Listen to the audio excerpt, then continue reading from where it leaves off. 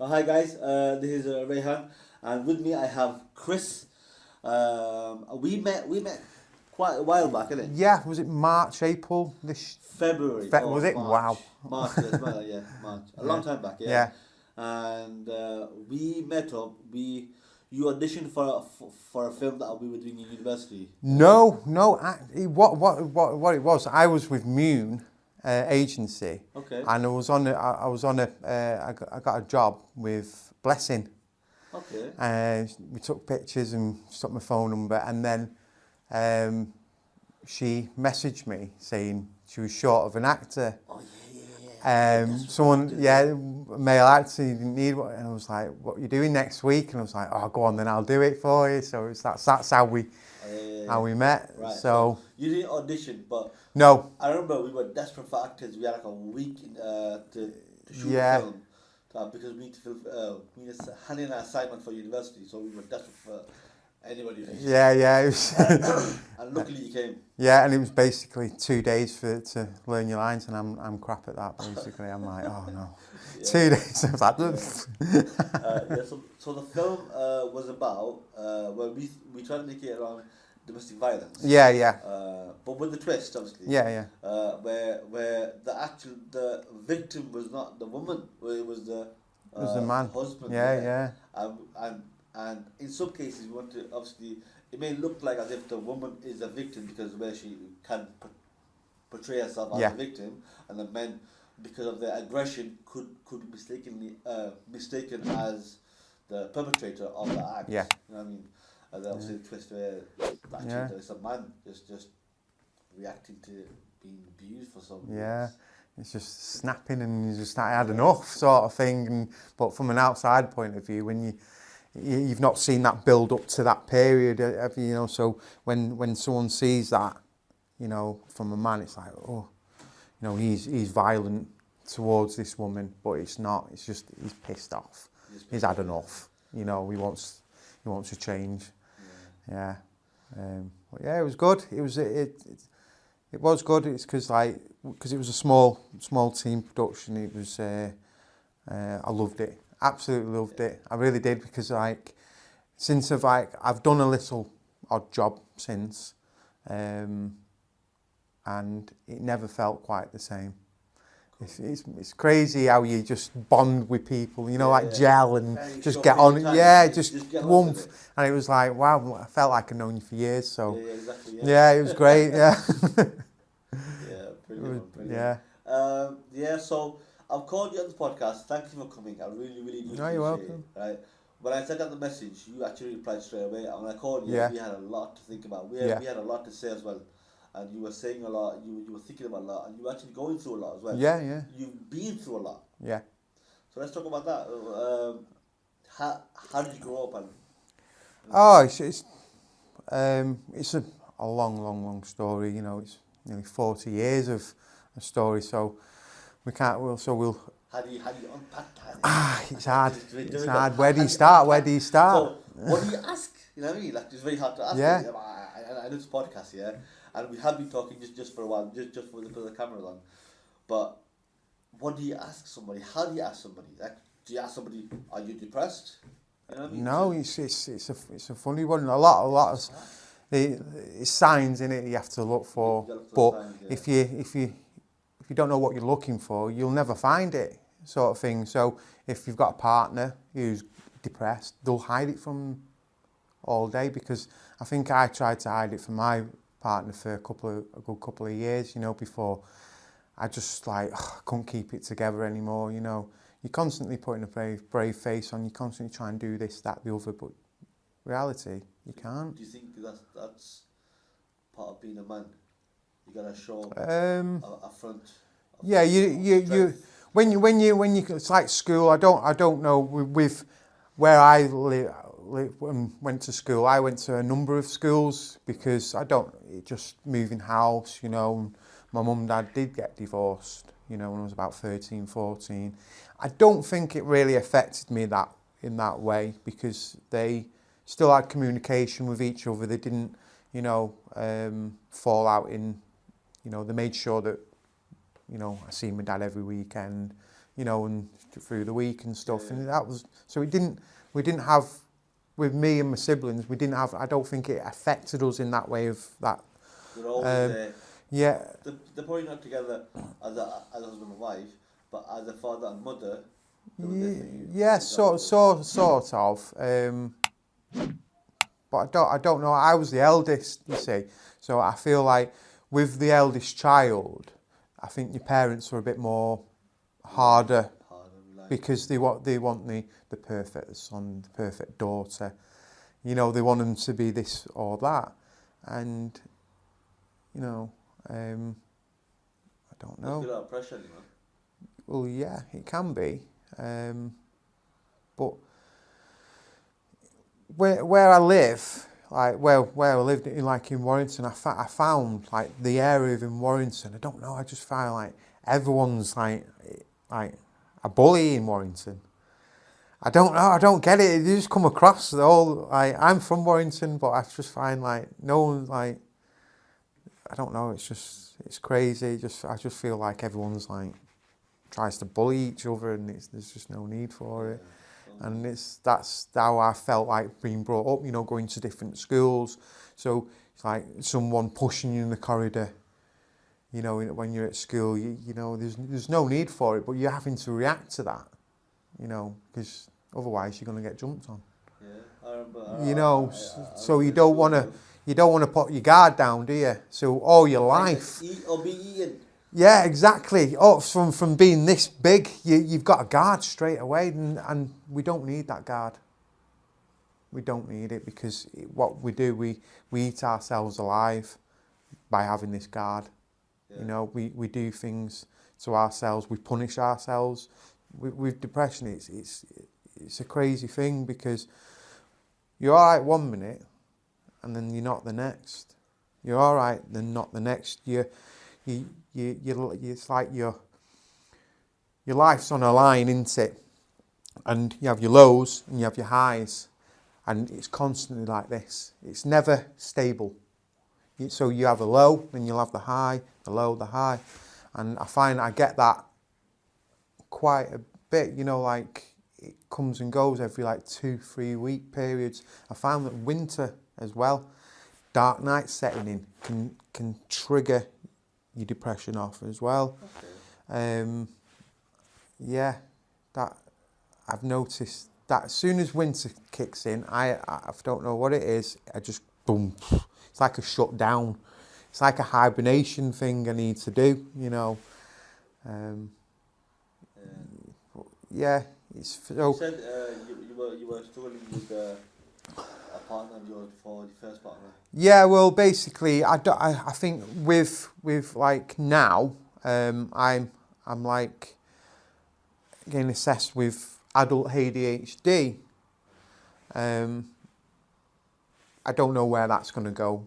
You know, I've done things. I'm on a waiting list for that because I feel like I'm on medication, but then if I have got adult ADHD of some sort, I'm on the wrong medication, so it's never going to help me there, is it?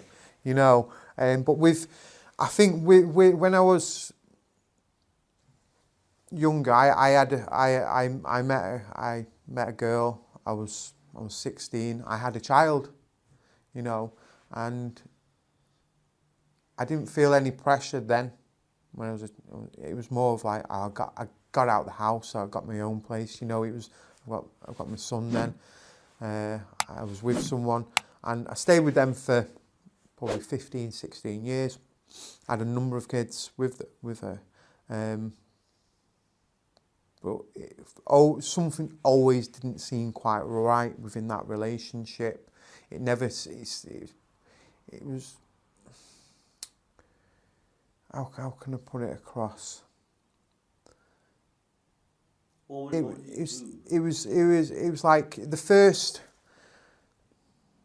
few years was good, but then there was parts, you know, where she'd flip. It'd make me flip, and it was like two wrongs here do not make a right sort of thing, and she, like, when I came to it, like, when I was about 30, I was starting to think, I don't want to live like this anymore. I can't be with this person. Because everything you try and do wasn't quite right. And you get questioned for everything you try to do.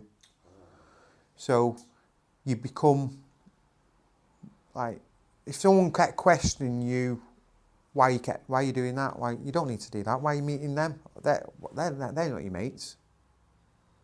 They're horrible then.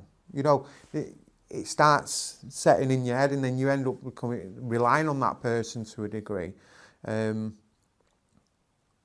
they just make you feel like crap.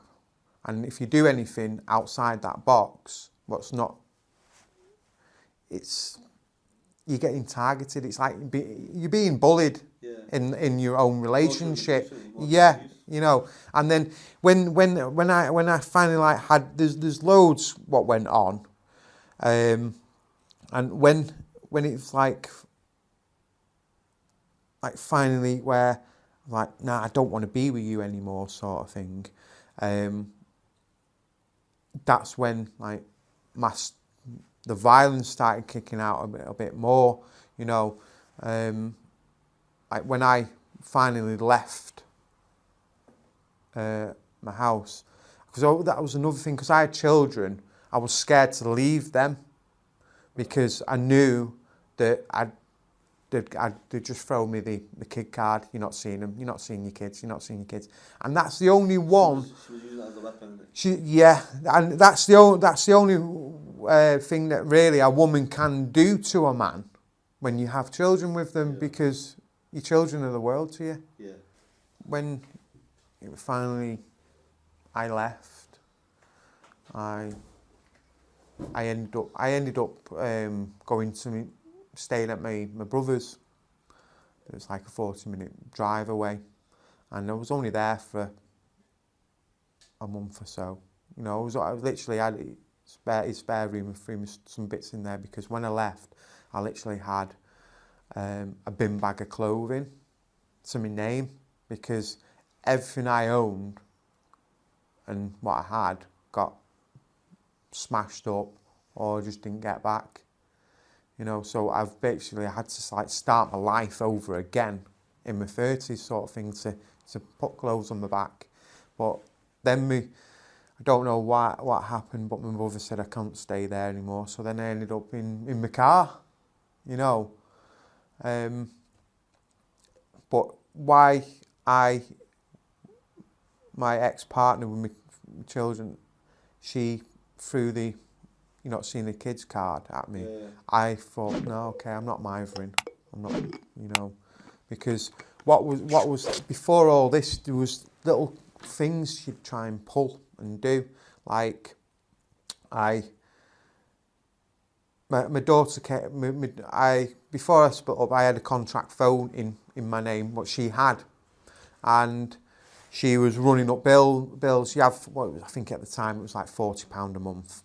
But it became £80, £90 because she was sending picture messages, this, that, the other. Yeah. And I said to her, just pay, if you're not going to pay for that phone, yeah, just give me the phone back and I'll just pay for it, you know. And anyway, I had my daughter, and I dropped my daughter off because I think it was a birthday, because I was with my new partner, with my daughter. We went out, dropped my daughter off, and I was at the door, and because she just, prior to that, she sent me a message saying, "Oh, I've got your phone bill money, so when you drop your daughter off, I'll give you the phone bill money." So okay, dropped her off. I was waiting at the door, and she just opened the door and went sick on me. What? Just literally, just like shouting, you know, all sorts, blaming me for all the kids. The kids started crying and stuff, and I was like, I'm going, sort of thing. And I said, just give me the phone, because she was going, "You're not having this fucking money. You're not having this. You're not having that." I was like, right, okay, just give me the phone, let me go. Yeah. Rather than facing the problem, she thought she'd create a scene to avoid the problem. Well, what happened was, she slammed the door and locked the door. So I walked around the back, and I popped my head in through the door, and she literally like ran to the back door screaming. Yeah, she threw herself out. I like was surprised. Was like shocked. She threw herself out, ripping her hair out of her head, going, I'm gonna fucking phone the police on you. And I'm like, and my kids came round the corner, and I said, did you just see that? Because if you did, yeah, the police, your mum's going to phone the police, and I want you to tell the truth. What's just happened? What you've just seen, right? That looks so different from a different perspective. Well, what happened a minute or so later was a cop car with a riot van, right? Look at that. Like that, right? And next minute, I've got these police officers like trying to arrest me, and I'm going, I've done nothing wrong. You can't arrest me, I've done nothing wrong, right?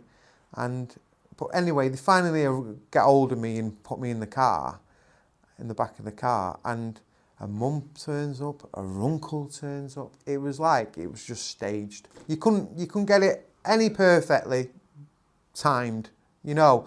And when looking back now, what it was because she needed to phone the police on me to get legal aid, because you only get legal aid, yeah. Clever, hey? This is so. It was like, I'm not interested in all that bullshit. Victim of abuse, need help, need benefits, need money. You know, I'm pressured. so it's like I've that. seen it too many times. But So like now, it's like I can't really when it comes to the police, because I just find that when a woman rings the police, mate, they can just say anything. All they have to say is that I've been hit by someone, a man, yeah, and the police will come down and jump all over you like you're nothing, you're trash, yeah, and you've literally done nothing wrong. The whole idea that innocent. They don't question guilty. Exactly. They won't. That's gone out the window. That doesn't apply. It doesn't apply. No. Not at all. No, it doesn't. And so from that day, I'm like, so from then it was like that was it. It was all going to court. You couldn't. I just kept away. I was self-employed. So Were you found guilty for whatever reason? No, I got released the next day with no charges. No charges. You know, There's no proof. Well, I didn't do anything. Exactly. You know, I'm not a liar. There's nothing to prove anyway. No, you know. It's always a case where things can be misconstrued to make it to work against you. Yeah. You know what I mean? See, if I rang up and said, look, I'm getting beat up here by my partner, they'd probably laugh. Yeah. They'd laugh at you, and they wouldn't be there. They'd be like, yeah, we'll come out next week. You know, it's. We'll see you soon. Yeah, and then you die. And then you're dead. You know. I think the system is very, very biased against men, right? It is. Against men. I'm not saying women don't get No. victim, you know what I mean? No, they are. They do get victimised. If the women folk do get abused, there should be help for that, and there's help out for that. Yeah. But do that for men too. You know what I mean? Yeah. Men get abused too. You know what I mean? Not probably in the same way as women, but men. Okay, there's obviously new statistics on all actually really. That men are more. The suicide rate in the UK is men more than. I think to be honest, I think it'll be all on. It'll always be more on men, because there's too much pressure. Too much, yeah. Men go through a lot. Yeah, they go through a lot. They don't like. You go through a lot, and some people think like, no, because you're a man, you don't feel them things. At the end of the day, you still got a soul, you still got a heart, you still have these feelings. You know, it's just you can only take so much. Yeah, because I think that men do have the ability to put on a strong front when it's needed. Yeah. So for the right cause, say for your niece or for your daughter or for this for that, yeah, they need me, and I put my feelings to a side, do my job as a father or a brother or whoever I need to be. You know what I mean? But the feelings don't go away. You just put it to a side. And the one person just settles all that feeling that you just bottled up, rushing back. Yeah. And you got to deal with it. You can't just put it away. So just throw it in the ocean and it's forgotten. I know, it's a crazy one because like I've noticed with like, you know when you bite your lip and you go, no, just let it go and walk off. You know if you get in a situation where like there's a bit of an argument there and like you're thinking, nah, I'm just going to drop this out. I can't be arsed. I want to walk away from it. You've got no fight left in you. That's how it is. It's just, you just want to walk away, but then like 2 or 3 months later, this is what happens with me, is that I can wake up and that'll play on my mind because I feel like I've not dealt with it properly. Or I feel like they've had the upper hand. They've given me crap. They've given me abuse. They've given me all this, and I've took it, and I've not given anything back. But 2, 3 months down the line, it's like it just like you just wake up with it, and it's in your head, and you just wake up pissed off because you feel like I should have done better. I should have done this or done that. It's because with like now with like my first relationship, it went sour, and the children, and this is what I can't. This is with my ex-partner. She has an uncle, yeah, and he knew exactly what was going on, why I weren't there, and what she was doing, because she got the children took off her, and he knew. Okay. And he's a social worker. Yeah, right. And I find that what happened was, I was at work and a social worker contacted me and said, look, we've had to go in and remove the children from the mother. Can you have them? And I was like, yeah. Where I'll give me half an hour to get all my tools in the van and I'll be there. And she goes, we'll meet you at your house. I said, brilliant. So they got me out, got my address, met at home. I was on the phone to my new partner and was going, look, this is what's happened. Social workers on, the kids are coming to stay with us. Okay, right. So we made accommodation and stuff. And because I've got, with my first relationship, I've got 6 children. And so my eldest is 23, my son, and then I've got a daughter who's 21, and I've not seen her for a long time. Does she blame you? I don't know what's going on with my daughter. I know that when she was 15, turning 16, she got pregnant. So I'm a granddad. I've never seen my granddaughter, but I think I've got 2 granddaughters now. I've never seen them. And then I've got 4 younger boys, basically from 17 to 11, and I've not seen them for about 5 years. But what that does to you is that because they've been pushed away from you? They've basically social services said, I've got custody of the children. It was still having to go to court to see if they can stay with me. I did what I could, I made sure they went to school because they weren't going to school, they weren't doing this, they weren't doing that. I made sure they did that. And I was going in to see the teachers and everything was fine. I had a social worker coming round my house and that I was telling her everything. And it was like as soon as the children were living with me and that was going to court, her uncle, who works with social services, stepped in To do what? And basically, I had a solicitor, social services, and the kids. Right? Yeah, but it got to. They said it was too much for me. Yeah. How? Was it too much? What was too much was them pressurising. Oh, okay. You know, at the end of the day, telling you how to. It's like someone telling you how to bring up your child that's reading everything out of a textbook. Yeah. It doesn't quite work like that, does it? But this is social services and social workers. The kid's social worker was probably about a 20-year-old kid reading everything out of a textbook, telling me how to bring, and I had to go by what they wanted me to. It's degrading, coming into your house, looking all over your house. Every time, because they had nothing on me, it was like, no, he's got drugs in that house, he's smoking cannabis.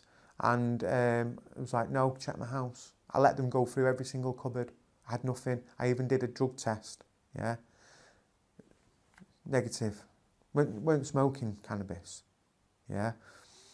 Weren't doing anything wrong apart from trying to go to bloody work, yeah, and get my kids into school, you know, and get the homework done and get them, try and get them, you know, because they fell behind at school as well. It's as if the system's there to penalise men for doing their job as a father, as a protector. Well, with what it is with my partner now, she's got children. And we've ended up having 3 children together, and the only problem is now and again is because I think about them kids every day without thinking about it. If you know what I mean, it's like I've not seen my children for a good 5 years, and the reason why is because when I had the children living with me, and social services, my solicitor and their solicitor at the time was like, right, it's too much for you. What about her uncle taking the kids and having some sort of shared custody every other weekend, so that it just takes a little bit off you see them, but they still got the same environment sort of thing. I was like, that sounds okay, because it gives me time to do what I needed to do, because I couldn't do it 24/7, and it didn't disturb the children as much. It kept them within the family. I didn't want them to be taken away and then all, because they were saying they could all end up getting divided up, split up. And you know, four little boys getting all split up like that was I just didn't want, you know, I wanted them to at least stay together. At least they've got, they didn't have me or anyone, they had each other sort of thing. And yeah, so that, and when I agreed to that, it came back that I didn't see them again, they didn't come and stay again. Why not? Who was trying to brainwash their brains? Well, social services basically just took over, pretty much, that I weren't good enough. But it's funny how the children's mum's uncle is a social worker. He knew exactly what was going on. Yeah, his niece, she was doing to them children, but he did not do anything about it. Any normal human being would. It doesn't matter if you're family or not. If something's wrong, you do something about it. We all know what's right from wrong, don't we? Yeah. He stuck. He knew exactly what was going on, and he stuck back and just watched from the sidelines till I got the children. Yeah. Then he stepped in, because the mum had no chance of getting the kids back, pretty much. And then I think everything just got glorified from there, and I was just like, that was it. The children never stayed with me again, and since that they made a final decision, because I ended up not going to the last core meeting. I thought, I can't go. I'm not going because it's all bullshit, this. I'm not wasting my time. The amount of work I had to turn down, or jobs I had people ringing because I was self-employed. I ended up losing money. Yeah, I don't mind that, but I ended up losing work and then not being able to work because of it. What needs to improve to the system? They need to get the facts right. And they can't. And it's very biased. If they can take someone's word, because he's a social worker, they can take his word for it when he's a liar. You know, do you understand? So this what I find now, this system with people like police, judges, social workers, all these that are respectful jobs that we use to look after ourselves, society, to make sure life's fair. Actually, when it comes to it, it's all fixed into, you know, what goes. It's already like, so me going to court on this date at the beginning, didn't really matter, because the outcome was the fact that they were already set up to go there and this, that, and the other anyway. It's already planned. It's already procedure. That's it. No, they just have to run it through just to say we've run it for Make it formal. That's all it is. Yeah. Make it formal. But like now, and basically, so the court said I could see my children 6 times a year. 6 times a year. Yeah, once every other. 1 every 2 months. Yeah, supervised for an hour and a half, and I thought, no. Why? I'm not deemed dangerous? Are you a high risk to your children? Any of those things? Well, I have children. No. If they're safe and they're protected and they're well fed. Well, my children have my children that I have now with my partner. My partner's great because she looks after me and the children, you know. So I'm the big kid in it, and she looks after us. And there's days where I have to disappear and I can't be around anyone. So that's the way but it's because I don't want to see my children. I don't want them seeing me in a state of vulnerability. You know, I don't want them questioning, going, "Oh, is Dad okay? What's up with Dad?" You know, I don't want them to. You don't want them to feel unsafe. Well, no. To feel that confusion as well. No, they should come to me. You know, for anything. They should come to you for it, but they shouldn't see you in a way that you're unstable. And kids feel that if you know you can't they might not put it together, but they sense that. Yeah, but what this has done now with me not seeing my other children and stuff, it's like I feel like I can't be a dad to my children now. It's like because something's been took away from me. Yeah. So I'm like, I don't know what to do sometimes when it comes to parenting or I've been doing it for 20 years. I need to move on. I've done that, but it's the fact that I have children rely on me now. I've got children out there who don't say I miss them, but because the way everything's gone, I've been stripped along the way.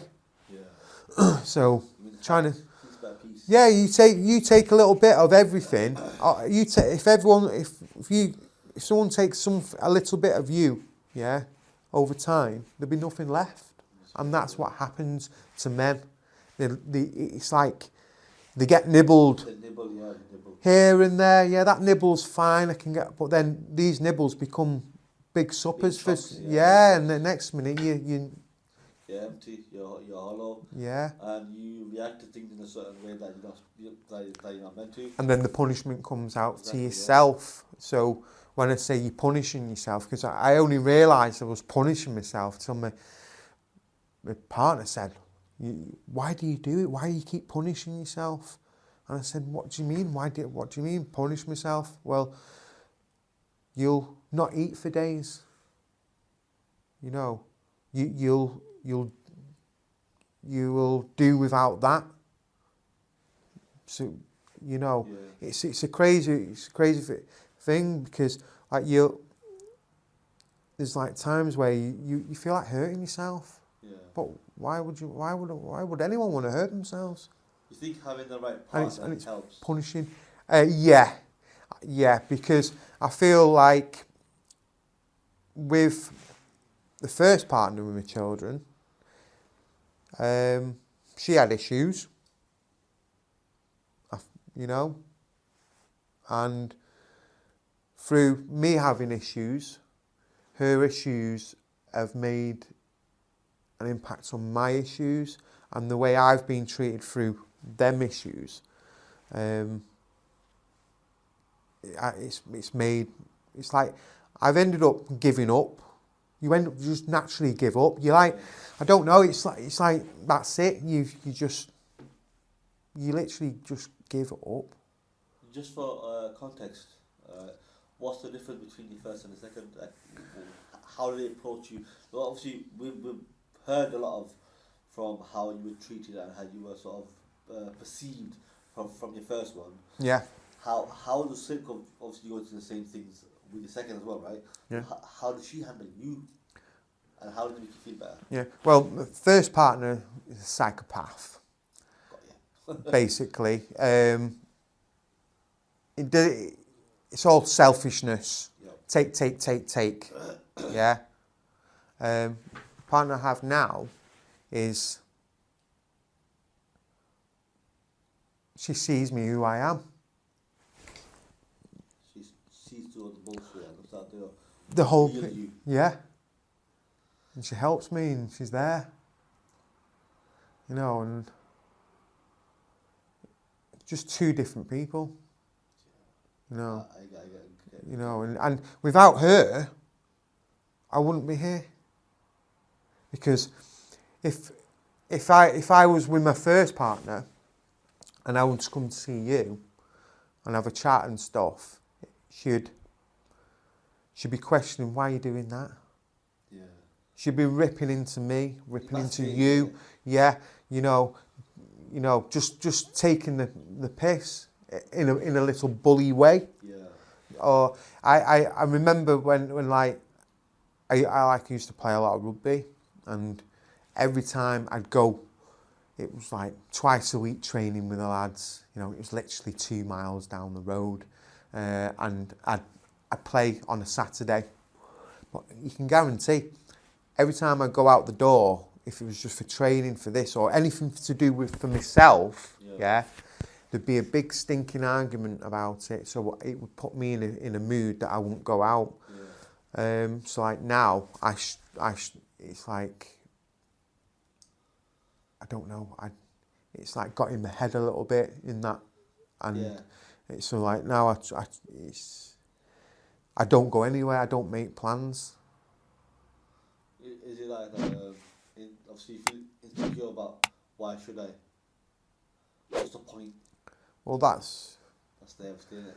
That's what, yeah, it's like it's a pointless exercise. It's like I look at it and go, right, you pay all this money for a car, yeah, to get to work to there, right. Yeah, right, to there, to come all the way back. Well, all that there to get from there to work, yeah, that money, yeah, you need to earn that before you can get there, don't you? Yeah, right, because your car doesn't run on fumes. And so I just feel like a lot, I don't know, I don't get why you would need to earn that to get to there, if that makes sense. I'm trying to. Hang on. How can I put it? I feel as a person, I struggle to go to work now. I can't work because I can't commit because I can be fine for a week or two, but then all of a sudden I'm no use to it. I can't get out of bed. Right. I can't do anything. My attitude towards the world is totally different, and I just feel like it's a pointless exercise.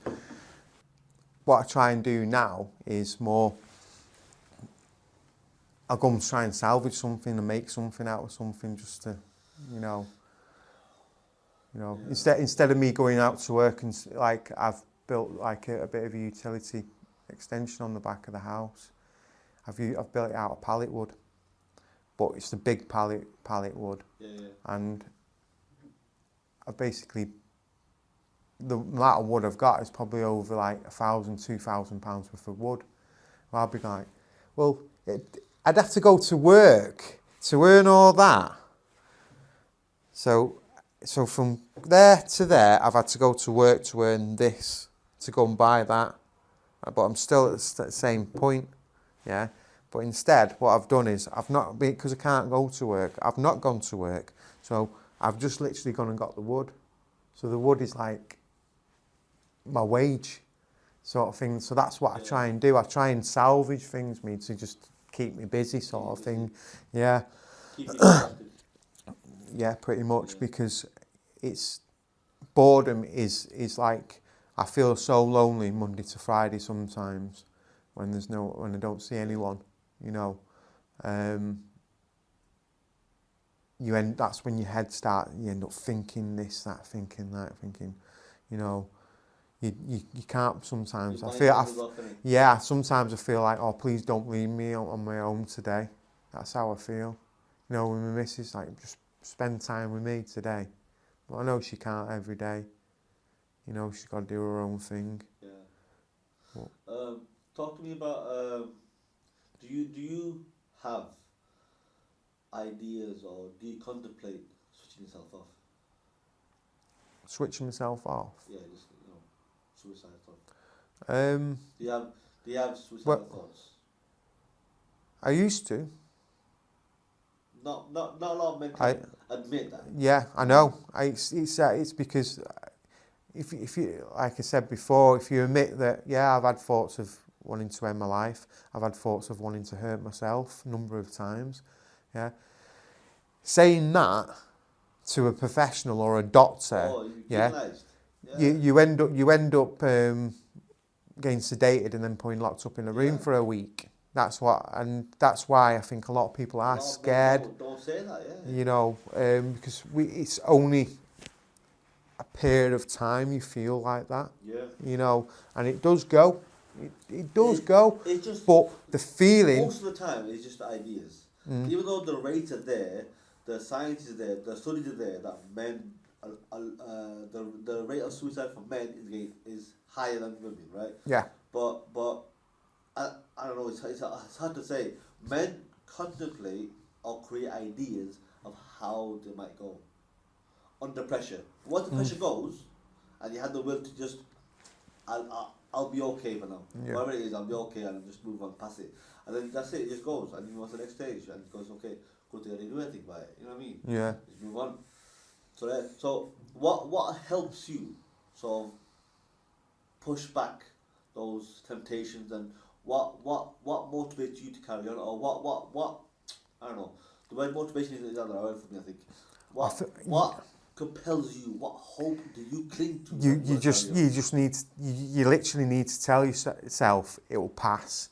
It's just a moment, in time that you feel so crap, down, you feel useless, but it does pass. It can take days. It literally can take days. I have to lock myself away if that happens.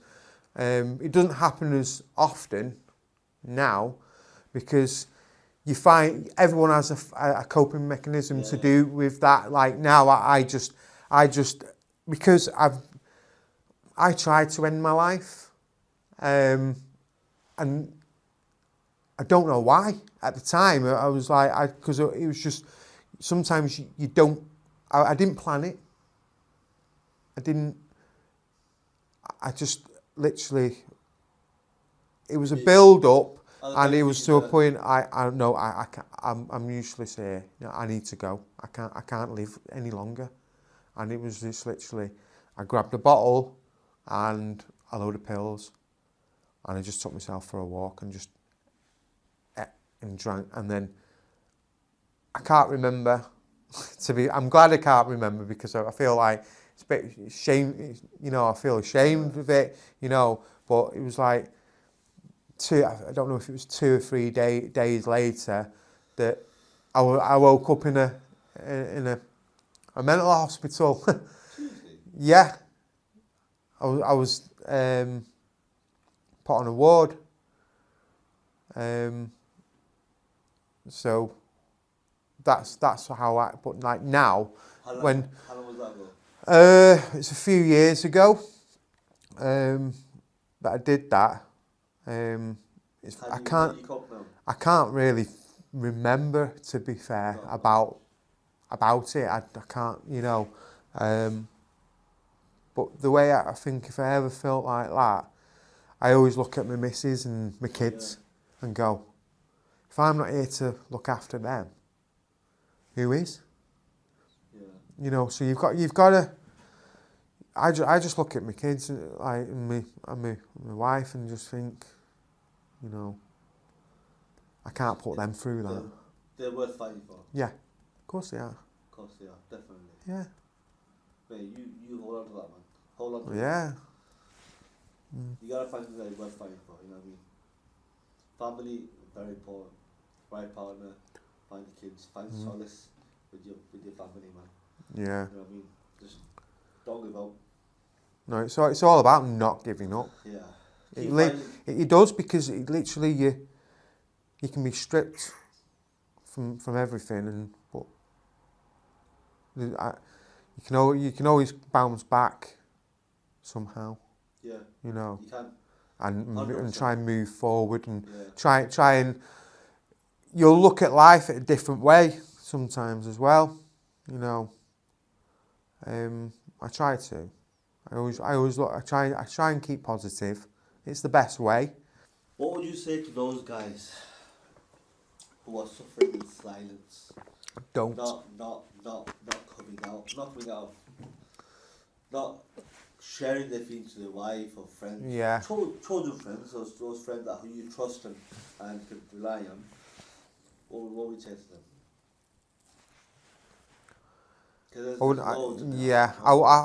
I think you need to just let it out to the nearest person you've got. You know, sometimes it can be a family, family member, friend, but sometimes it might be best from a total stranger.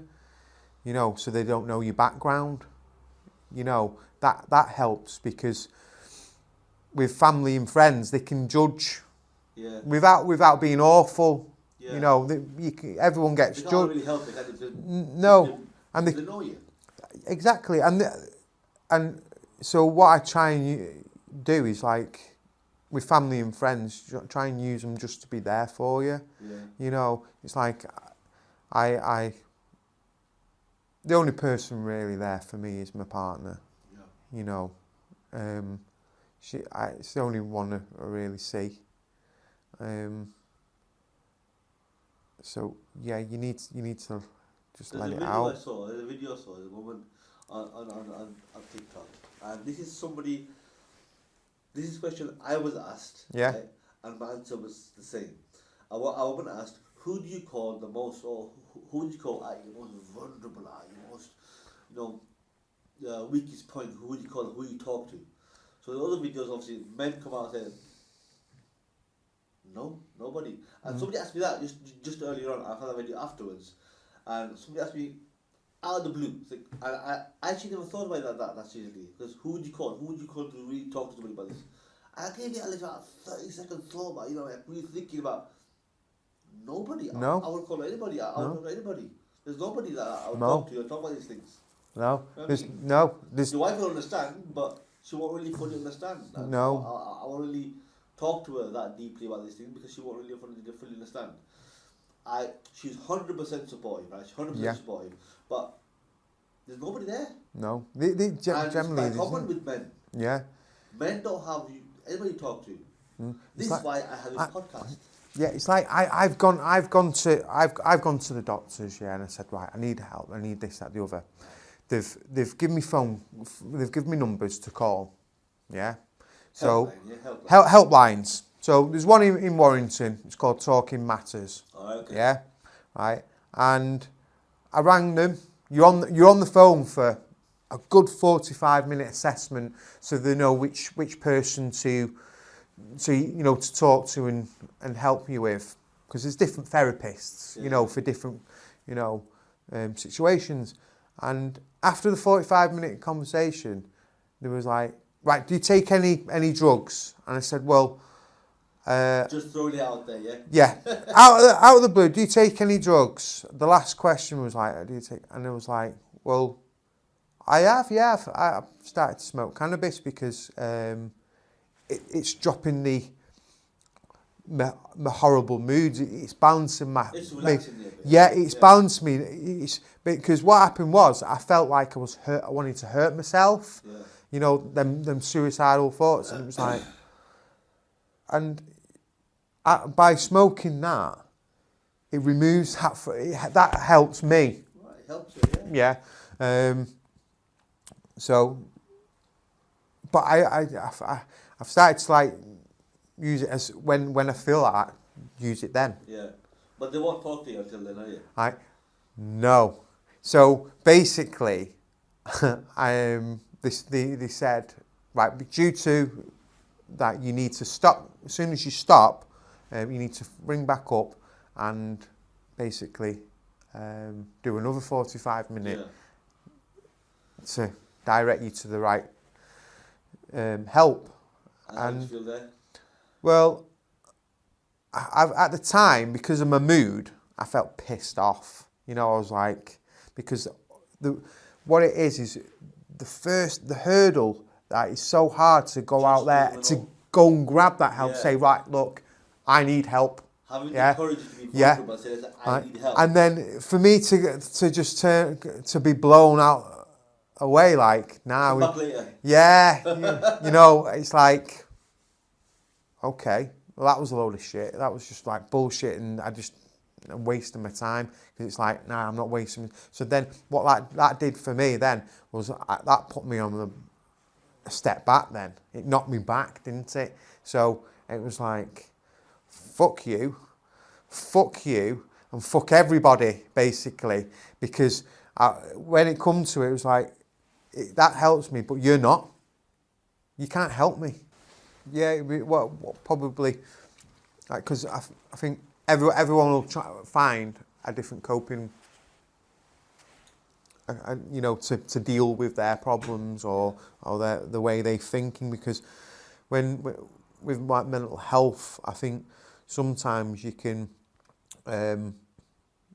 think a little bit differently to others. Yeah. Because you've been through it. Yeah. You're in a mood. It's not a mood. It's more of a low. Well, it is a mood. It's a low mood, isn't it? Yeah. It's really where you're down, and they just. It's hard to experience, isn't it? It's hard. You can't always pinpoint a feeling or express that in words. You can't. It's hard, and the solutions are not always the same for everybody. No. You know what I mean? So the helplines may work for some people, right? Mm. But if somebody actually, because when a man says, I need help, that means that's his last straw. Yeah. He's come to the end of his wits here. He got no other option. You know what I mean? And he wants to be out of that sort of shitty feeling that he's going through, and he's coming out for help. You know what I mean? So, and to be told, that, listen, stop drugs and come back later. Yeah. And slap in the face, isn't it? It's like a slap in the face, which could take you backwards and just put you more deep into what you're going through. It's a funny world, because if I turned the other way and went for alcohol and hit the bottle, I would have been seen to. Yeah. I don't understand. Yeah, it's because what it is. It's someone or governments give a name of something. So they've basically targeted cannabis as a bad thing. It's illegal. You're not allowed to do it. That's fair enough. Yeah, that's a rule, right? But I'd say alcohol is twice as bad, because you go in a room full of people smoking, it's going to be very chilled, You go to a pub, that's been a bloody derby been on, there's going to be rages, mate. There's going to be riots. You've got police up and down the street, people fighting, because someone supports Manchester United and someone supports Manchester City. They're scrapping in the local, and it's because they've had a beer, a bit of like alcohol. It's just given them a bit of confidence and that. Hey, alcohol is good to have a little party, but then it can be violent if you have too much. And where, so when you ring up for help, I'm an alcoholic. I can even get a disabled car, disability car if I'm an alcoholic. How does that work? I have no idea. I don't know. You're not supposed to drink, and drive. If you're an alcoholic, you can apply for a disability for the car, yeah? Yeah, so basically, if you're an alcoholic, you can get high disability, can't you? Shut up. Right. So there's people. I need a car, man. Yeah, that's what I was saying. This is what I don't understand. I was on the phone to these for help, but because I smoked a bit of cannabis just to chill me out, So I can carry on with my life. You know what I mean? Because alcohol will. I'm not really sure how it works with alcohol, right? Yeah. Alcohol will intoxicate, make you more addictive to that behaviour or to that lifestyle, and you become reliant on alcohol. Right, which will disrupt all your life. Yeah. But if you have cannabis or some cannabis sort of related drugs, that will help you calm yourself down to carry on doing the work. Does that make sense? No? tell me how you say that. Like, what's the difference between cannabis and alcohol? Well, I think. Well, I don't know. Have you smoked cannabis? Never. Have you drank alcohol? I've never drank. And in my youth, I've had some related instances with weed and stuff. Yeah. By my youth, but I was too young to tell what the hell was going on. Yeah. More cool. Prince Harry smoked it. Don't worry about it. No. if you are really out, and what I represent, that's a big deal, by the way. It's a big deal. Oh, is it? Yeah. All right. Well, you can always cut that out. They'll be like, oh my God, him? Yeah. No. You know what I mean? But anyway. Yeah, but I don't know. I felt like I say, I think alcohol is it destroys our lives. It's don't get me wrong. It's nice to have a little drink here and there, but it's nothing.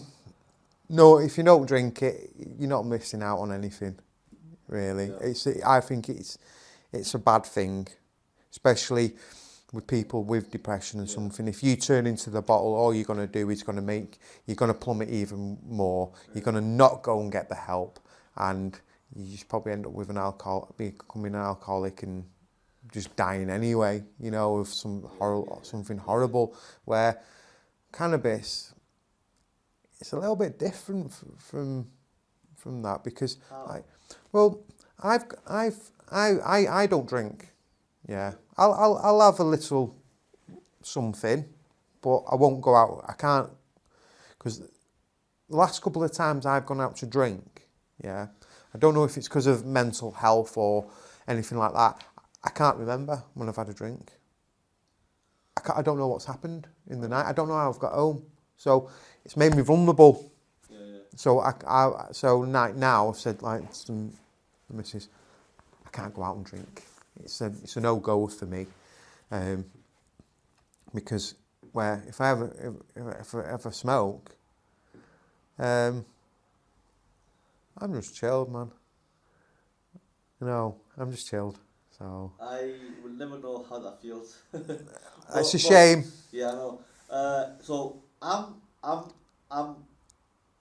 I would say I'm a practicing Muslim. I Yeah, try to be one as well, as much as possible. yeah, And for me, religion is very, very important. yeah, We can't drink alcohol. We can't have drugs because it's not allowed in our religion.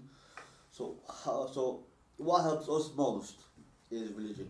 yeah, Is talking to our Lord, uh, praying, and just yeah, because obviously praying in different cultures means something else.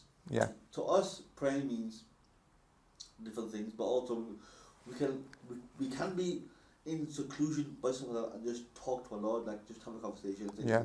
this is what I want, this is what I want, this is what I want. You just cry your eyes out as well. Yeah, you do, yeah. Sometimes, I've got the Bible, yeah, and I have my moments where I feel really emotional, yeah, you know, like I've done wrong.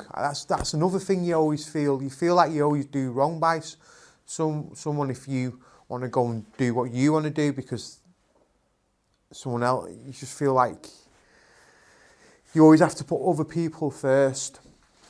And if you don't, you feel guilty for it. definitely get yeah. So so religion, Christian or Muslims don't matter. Yeah, Religion helps, right? Religion helps. It's the belief that you're being looked at by somebody who's more who's higher power. yeah, You know what I mean? Who's higher power and who has your back. You know what I mean? yeah, And in our religion, obviously, it says that our Lord doesn't give us more than we can bear. So whatever hardships we're going through, whatever struggles we're going through, yeah, we have the innate thing to overcome that. And He doesn't give you more than you can handle. yeah, So when you have that firm belief, yeah, I can handle it. Fine, Yeah. I'll fall down a couple of days. I will get up. I will Yeah. carry on because my Lord won't forsake me. He gives me the tools to overcome my fear or my obstacles or my struggles or my hardships. yeah. You know what I mean? So religion for me is very, very important. You know what I mean? Yeah, well, it's having faith, isn't it? Yeah. And it's not just having faith in your Lord, or it's having faith in yourself. So So that, believe in yourself, yeah. yeah, because you've got to put yourself first. You know, because yeah, you've got to love yourself. You've got to look after yourself. Because that's what I notice. You end up just like going down rock bottom. You end up not eating properly. Your diet's all over the show. You can go. You end up not sleeping. That's another thing. You can be up for days, and I'm like, I can get pasty, me. So I don't know, I'm bouncy, I can be up and down, walking around. I'm like, what am I doing? I don't know why am I doing this? Why am I walking? It's because it's just too much. And it's because I've passed that I need the sleep. Because I find like, when you said, oh, what about 5 or 6? I'm like, oh, I'm like this at that time of day. I don't know why. I'm just literally, I just feel like everything just takes it out of you. You just get zapped. It's like you burn out. You'll wake up and you're like, hey, you'll have a mad half an hour, and you're like that next minute. Oh, I'm going to sleep. To add to that, I've been experimenting with food lately because last year I was on the carnivore diet, right? Yeah. Now, I didn't know how shitty I felt until I was on that. You know what I mean? So the carnivore diet is where you only have meat. Yeah. Right? Your diet is just red meat. You can have chicken, you can have eggs, probably some fish, but your diet is mainly red meat. Right? So when I was on that, I saw a change. Changes after 3 days, changes after 1 week. So I was feeding after 4 weeks. You know what I mean? I was fresh. Yeah. My mind was clearer. My depression, mate, out the window. I was gone. You know Yeah. what I mean? I was feeling upbeat. What can I do next? What's next? My schedule. I was jam-packing it. I was feeling fresh. You know what I mean? And also, the reason why I was on it, because to lose weight. And I lost 23 kgs in 3 months by doing nothing. No exercise, no treadmill, no nothing. Just eat meat. Just to eat. Mate, it boggles the mind. Yeah. You know what I mean? It boggles the mind. So, hence why I say, now, here's what my theory is, and it's definitely a proven theory now, where how to get rid of depression, one of the ways, not how to, but it's just one of the ways that, but for me, is what we eat, how we eat it, when we eat it. You know what I mean? So, with this diet, I only eat only in the afternoons, so no breakfast, right? I only eat in the afternoons after nearly about 1:30ish. And then I won't eat anything else. I'll probably drink coffee here and there. Yeah. But I'll drink coffee here and there, and then I'll eat a meal before 8, and that's it. Then I'll be intermittent fasting for the whole night. Yeah. Until the next afternoon. You know what I mean? Yeah, yeah. Like 16 hours approximately, right? Yeah. 14, 16 hours. And that's it, like that's what it is. So I did that for 3 months. I lost weight, mate. I felt good, because I have gout issues. I've got joint problems as well, back problems as well. It went away. Yeah. All went away. My gums were stronger. My teeth was much Yeah. healthier. I wouldn't recommend it as a steady diet, because you do need other fibre and stuff. But if you want change to your body and health and mental health and stuff like that, yeah, to be more to kind of, I'm saying it helps, because believe it or not, I'm actually on it now. Yeah. Well, I've only started a week now. Last year what happened? I was on it because what I tried veganism as well.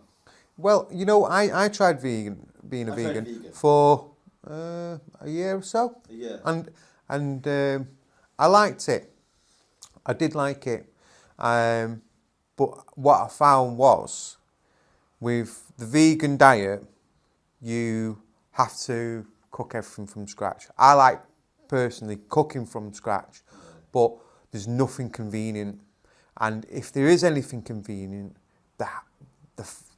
it's really bad for you. So, say if you had a bar of normal chocolate there, yeah, the vegan one would be like twice as calorific. Yeah. It's like that. Say that's 100 calories. That's the vegan's 200 calories, and that's what I noticed. Anything convenient of vegan is high. But when it comes to all your veggies and stuff, it's like now we still have meals. Like the one is a bean chili. Okay. Yeah. High fibre protein. Yeah. Brilliant. Nice. It's just, it's a vegan meal. It's nice. It gets you warm. You can put it on a jacket potato and stuff. It's a nice meal. And they keep you, with vegan, I found that you can eat smaller, or it's lighter. It doesn't feel like, if you ate I don't know, something stodgy, I don't know, it can feel like a brick sometimes. Yeah. It's like, I'll tell you what happened with me. The reason why I don't like vegan food or the vegan way of making meals is that when I was on it for 3 months, I was always hungry. I was always thinking about food all the time. I was always trying to resist temptations of sweets and all the stuff food. I was always bloated, and I was losing fat, yes, but I was also losing muscle mass too as well, which was scary. Because I don't go to the gym, and I've not made a habit. So I was losing muscle, I was losing fat, and I was always hungry, and I was also bloated as well. And after being a week, and I've proven it to everybody else that the carnivore diet works, is that I wasn't disciplined. Because why is after the 3 months of the carnivore diet, the month of Ramadan came, right, where we don't eat during the day anyway. But in the last 10 days, we have feast upon feasts. Oh dear. In the mosque, right? Oh, nice. Food from different families, you know what I mean? I thought, but I get the diet, get stuck in. So my whole body went haywire. So I put on the weight again.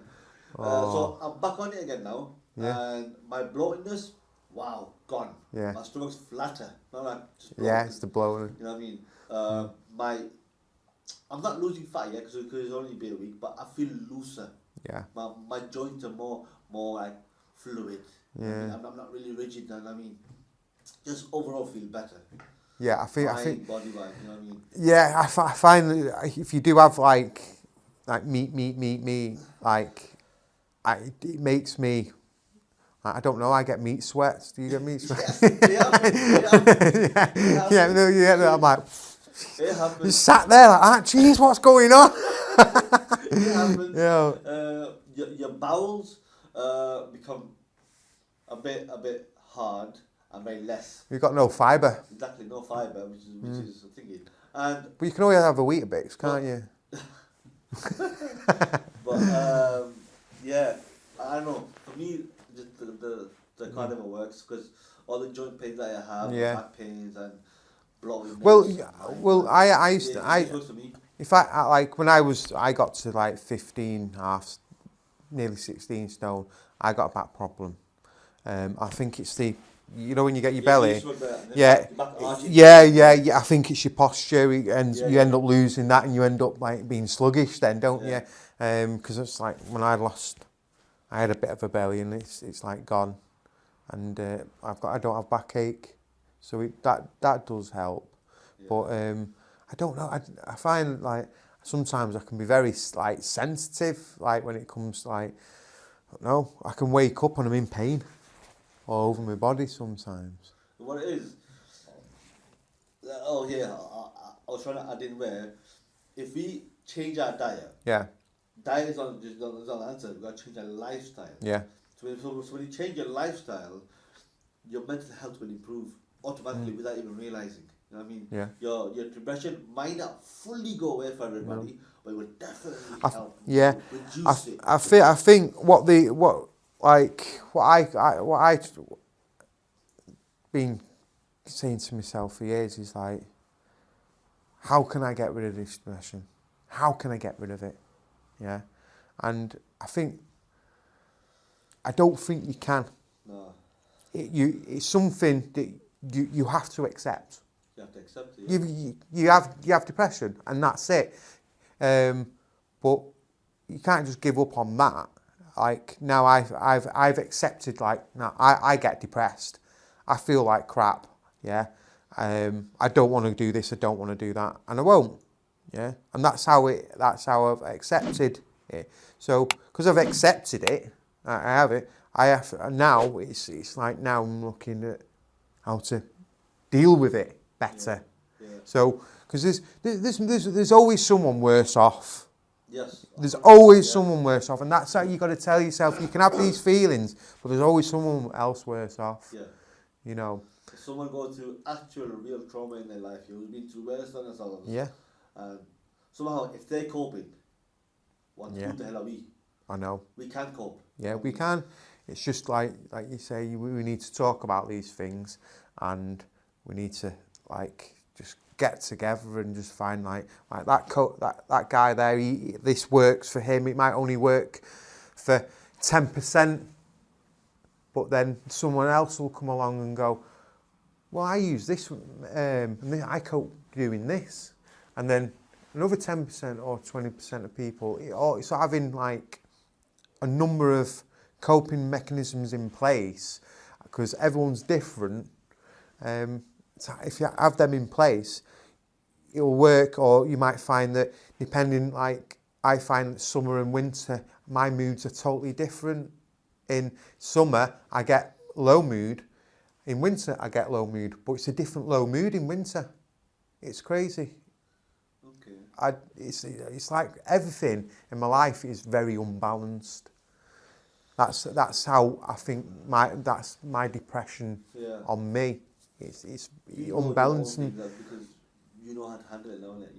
I don't know how to handle it. Or I'm still learning. You know, this is the thing, and we've just got to learn that everyone's different. Different coping mechanisms work better for others.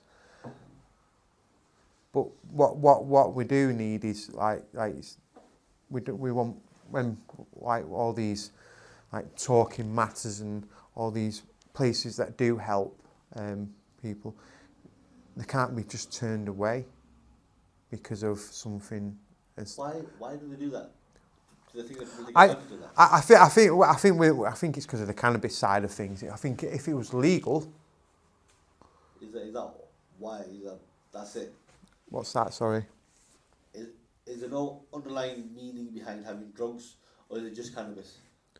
I think it applies to the other drugs. I think cannabis is classed because it's Associated with other drugs as well. Yeah, so you've got your harder drugs as well. You know. I can understand cocaine and other heroin and smack, all that. Like, yeah, I understand that because that actually wipes you out, sort of thing, doesn't it? You know, and you can be comatose on that.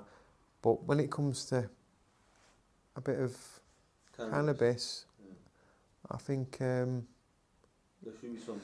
Should be made. Yeah, don't get me wrong. I've had days where I've smoked too much of it because I've been low, and it's not worked. That's with everything in it. Like people who are depressed find a way of coping, and they eat a lot as well sometimes. Yeah. They find pleasure in eating. Yeah. And they put on so much weight because they're depressed. You know what I mean? So it works both ways, really. Yeah. You know what I mean? So, let's conclude it here. Yeah. We've been talking for a while now. Oh, we can. I've been talking for a while, and we can just carry on talking about stuff here for a long time. Just as a last thought. For anybody who's going through, say, depression or any suicidal thoughts, anxiety, panic attacks, or something like that, any specific suggestions or advice that you would give to them? Like I said, everyone's different, and we have to respect that. But I find that you can't talk and deal with your problems with your love and family, friends and love. But it's best to let them aware of your mood in that day. So if you've got a partner, you've got a friend who's close to you, just say, look, I feel like shit today. Just tell them, and it lets them being aware, because sometimes by letting someone know, it's a relief, and it can snap you out of it as well. I just have hope and don't give up, and it passes. That's all you got. Like you might spend a week or two in bed crying to yourself. You're not the only one who's done it. You're not the first, you're not the last. But just keep your chin up and just make sure that everyone's aware that, that your mood is on that day, because if you don't want to be left alone, do you? The worst thing to happen to you if you're really low is to be left on your own, because that's when you feel lonely. That's when the demons come in. It is. Yeah, it is. It'll grab you. The only man is a vulnerable man. It is. So go and get some company. Go to the nearest local centre of some sort. If you've got no one. Cool. Just go for a walk. Question your mind. Yeah. Right, Chris. Thank you very much for You're welcome. This podcast. I really, really appreciate you opening up to me and opening up to everybody else.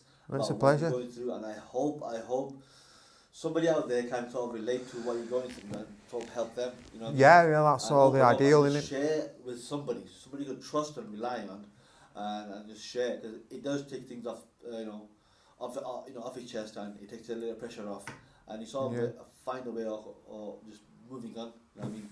Yeah. Right, so guys, thank you very much for watching, and if you haven't reached this stage, like and subscribe, obviously, but more importantly, comment in the comment below, mention what you're gonna say, just pour your thoughts out on the comment section, and don't really know what else to say, really.